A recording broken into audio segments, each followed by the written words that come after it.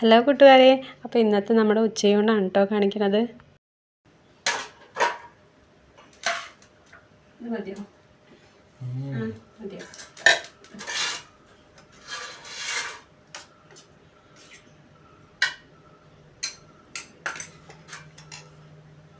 ഇവിടെ വയ്ക്കട്ടെ.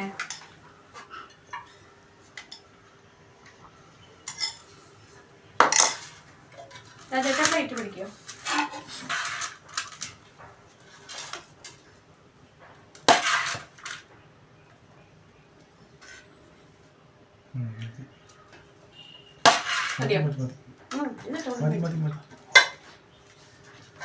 റേഷനറി കൊണ്ടുള്ള ബിരിയാണിയാണ്. മീനൊന്നുമില്ല, വെജ് ചറണോ? കറണ്ട് പോയി. ടേസ്റ്റ് ഉണ്ടോ ബിരിയാണി? ബിരിയാണി പറയുമ്പോൾ വലിയ കഥയൊന്നുമില്ല, അങ്ങനെ ഡീറ്റെയിൽ ആയിട്ടുള്ള സാധനങ്ങളൊന്നും ഇട്ടിട്ടില്ല. അതിൽ ഒരു തട്ടിക്കൂട്ട് തന്നെയാണ്.